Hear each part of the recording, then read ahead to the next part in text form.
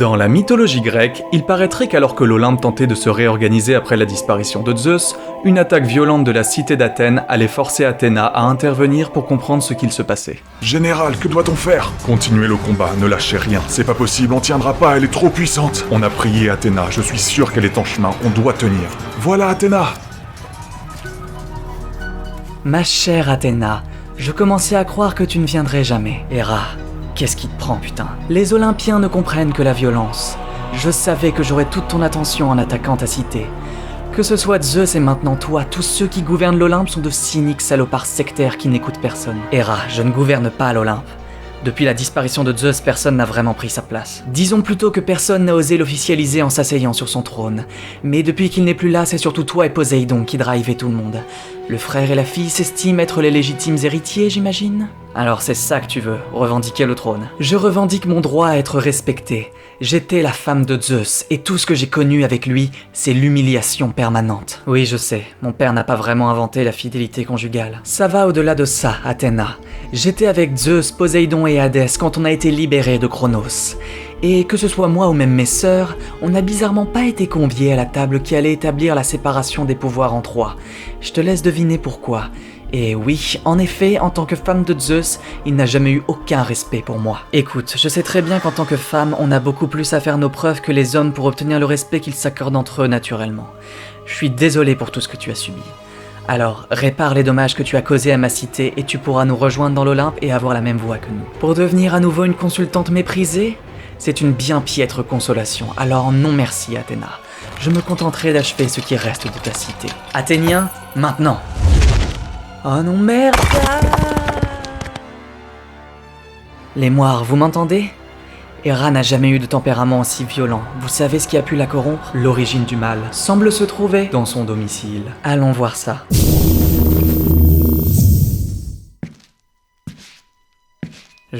Je comprends pas, y a rien de particulier ici. Dans le quotidien, se reflète parfois un mal invisible. Vous êtes toujours aussi cryptique, hein, et... Attendez, qu'est-ce que c'est que ça? Très beau miroir à main, n'est-ce pas Athéna? Qu'est-ce qui se passe? Il semble te troubler. Ça y est, ça a arrêté de te distraire de tuer des innocents. Je me suis douté que ce serait plus intéressant ici. Tu cherches ce qui a pu me perturber, hein? Alors, tu n'as qu'à plonger tes yeux dans ce miroir. Fixe tes jolis yeux bleus jusqu'à découvrir la vérité. Je comprends pas, c'est qu'un miroir, mais...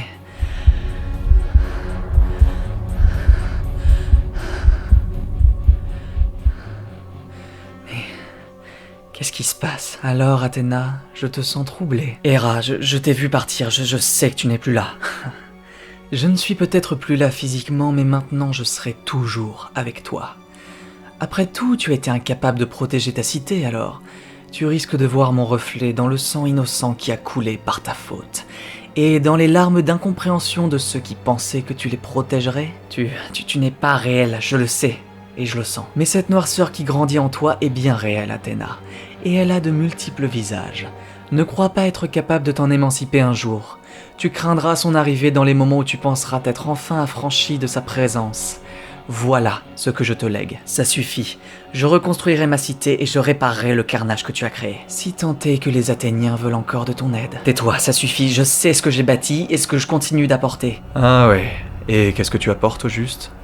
Papa? Athéna, tu sembles assez perturbée. Oui, je le suis, mais qu'est-ce que tu fais là? Je croyais que tu avais disparu pour remplacer Gaïa. C'est effectivement le cas.